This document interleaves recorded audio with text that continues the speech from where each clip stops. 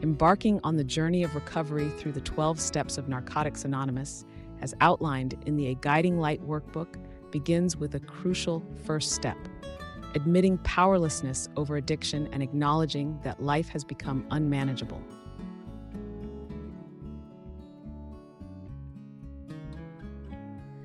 This initial step often involves a moment of surrender, where one recognizes that they are not like others who can use drugs recreationally, and that attempts to control or moderate drug use have failed. The workbook prompts self-reflection on the great obsession of habitual drug users, the persistent belief in regaining control. It encourages defining personal powerlessness in the context of drug use, understanding that once use begins, control is lost. Furthermore, it asks for concrete examples of how life has become unmanageable, such as damaged relationships, job loss, financial ruin, and emotional turmoil. The second step offers a glimmer of hope, coming to believe that a power greater than ourselves could restore us to sanity.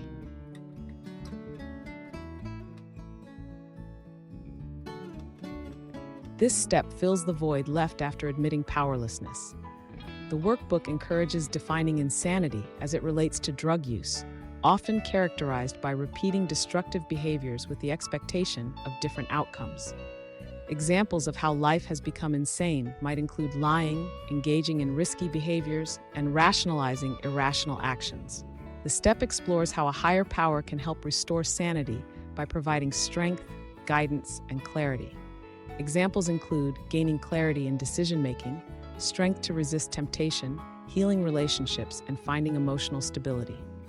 Step 3 involves a conscious decision, making a decision to turn our will and our lives over to the care of God as we understood Him.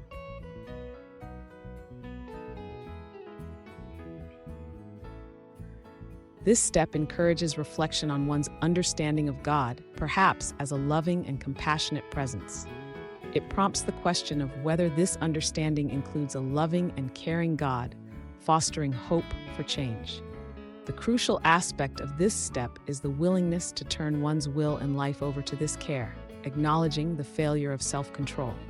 The workbook suggests practical ways to enact this surrender, such as praying and meditating regularly, seeking guidance, and letting go of the need to control unchangeable situations. With a foundation of surrender and trust in a higher power, Step 4 calls for introspection, making a searching and fearless moral inventory of ourselves.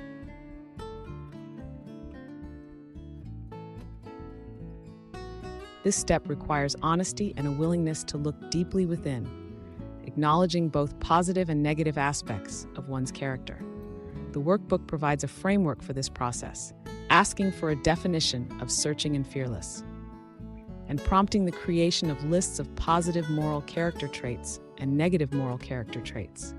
A significant part of this step involves identifying resentments, the causes of these resentments, and how they have affected one's life in areas like self-esteem, security, personal pride, and relationships.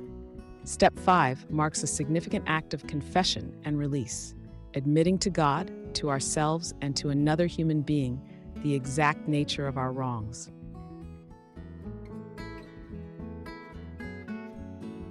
This step encourages taking responsibility for one's part in resentments identified in the previous step. It involves determining the exact nature of one's wrongs, which might include dishonesty, selfishness, and neglect. The workbook emphasizes the importance of finding trustworthy individuals, such as a sponsor, a trusted friend in recovery, or a counselor, with whom to share this inventory. The willingness to admit these wrongs to God, oneself, and another person is crucial for letting go of shame and guilt and fostering accountability. Step 6 focuses on readiness for change. We were entirely ready to have God remove all these defects of character.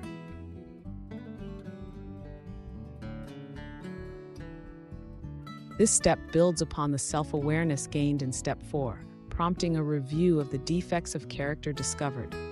It emphasizes that while complete willingness is necessary, perfection is not expected.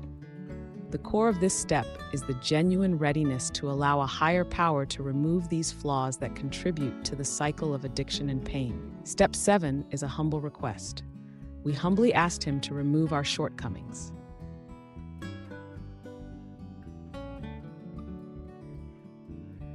This step acknowledges that personal shortcomings, beyond the more significant defects, also hinder growth. The workbook encourages listing any shortcomings that might have been missed previously, such as being overly critical or lacking gratitude. The willingness to humbly ask God to remove these imperfections signifies a continued reliance on a higher power for personal transformation. Step 8 shifts the focus outward. We made a list of all persons we had harmed and became willing to make amends to them all.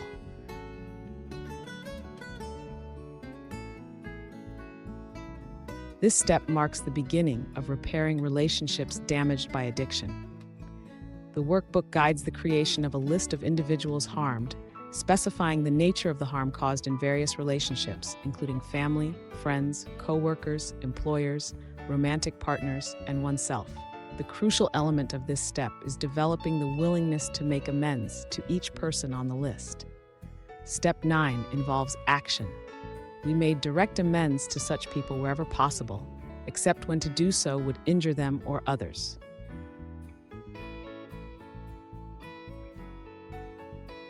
While direct, face-to-face amends are often considered best, the workbook acknowledges that this is not always the most appropriate or safest approach. Using the list from Step 8, individuals determine how they can make direct amends, considering whether such amends would cause harm to themselves or others. The focus should be on sincere apologies and demonstrating change without ulterior motives. Step 10 emphasizes ongoing self-assessment. We continued to take personal inventory, and when we were wrong, promptly admitted it.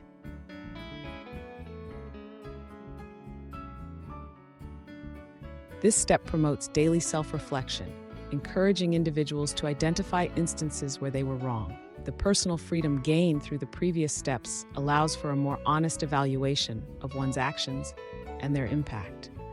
The willingness to promptly admit when wrong is essential for maintaining integrity and rebuilding trust. Step 11 focuses on deepening spiritual connection.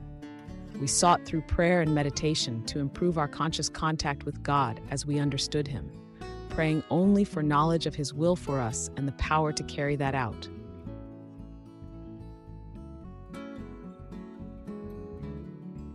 Prayer is often described as talking to God, and meditation as listening.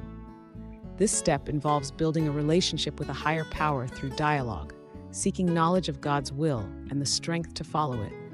It encourages reflecting on one's understanding of God's will and expressing readiness to ask for and utilize the power to carry it out. Finally, Step 12 embodies the principles of recovery and action.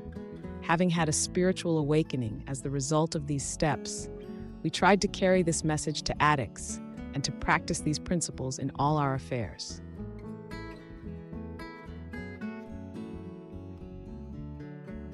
A spiritual awakening is described as a profound shift in perspective, bringing clarity, humility, and a deeper connection to a higher power. This step involves sharing the message of recovery with other addicts, offering support and hope.